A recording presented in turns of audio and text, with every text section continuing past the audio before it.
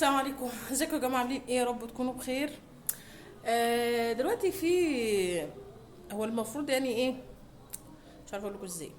بس في موضوع كده. عماله اشوف في بوستات انا كده كده ما بتابعش الشخص ده، الحمد لله، يعني ما لان عندي مخ.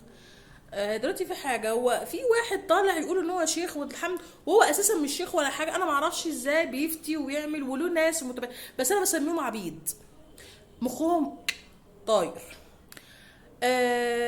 طبعا احنا كلنا يعني شايفين البوستات الهبله بتاعته اليومين دول.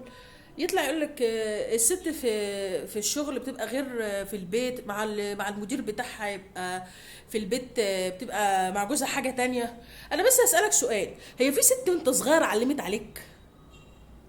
اصل انت كل كلامك عن الستات، واحنا عارفين طبعا ان انت منفصل، وربنا نجدها، ربنا نجدها نوسه.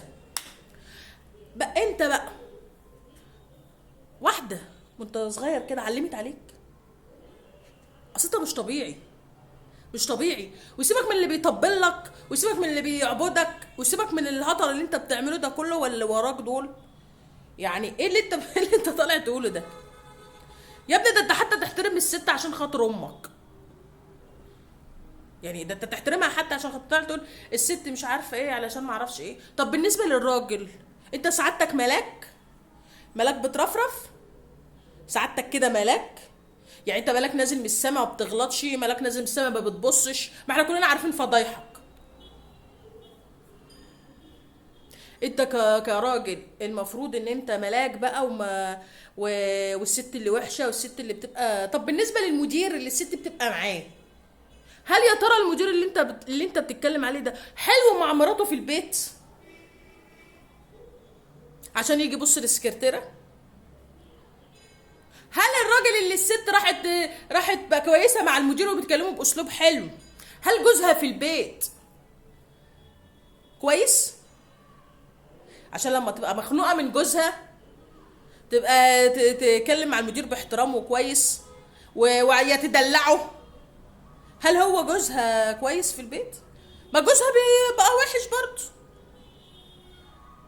في ايه يا مجانس؟ في ايه؟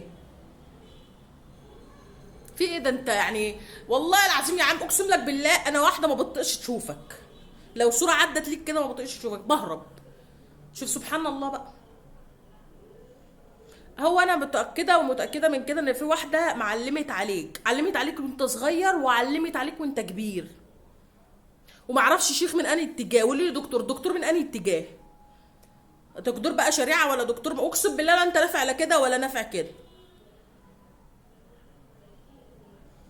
انت واحد بتطلع تستغفل المغفلين اللي بيتابعوك وتسافر وتكسب من وراهم، وتسافر بره بقى تهيص بقى وتشهيص، وتتعلم على قفاك برضو من الحريم اللي هناك اللي بره.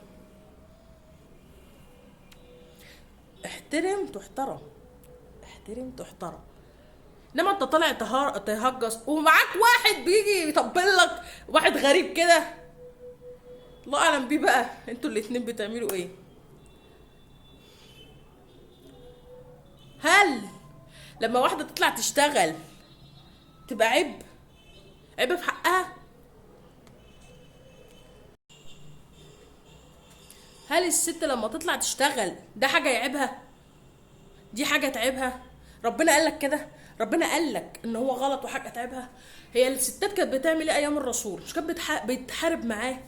كانت بتساعده حتى على الاقل في الحرب، مش كده طلعت من بيتها؟ وكانت في ستات بتصرف على اولادها اليتامى. في ايه يا مجانس؟ ده ربنا كرم المرأة، تيجي انت يا ابو تهينها؟ وانت كده كده متهان. انت جايب لوالدتك التهزيء جامد، انت جايب لوالدتك التهزيء جامد. لما تبقى واحدة آه، جوزها متوفي وبتطلع تشتغل على اولادها، ده ربنا قالك انا وكافل اليتيم. يعني واحدة وهي بتسبقه في الجنة.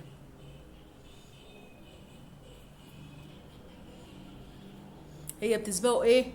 في الجنة. تيجي انت اللي مالكش 30 60 لازمة تتكلم. ايه هنقول ايه؟ انا متاكده منه، والله اللي متاكده منه ان في واحده علمت عليك، علمت عليك كذا مره، مش مره واحده.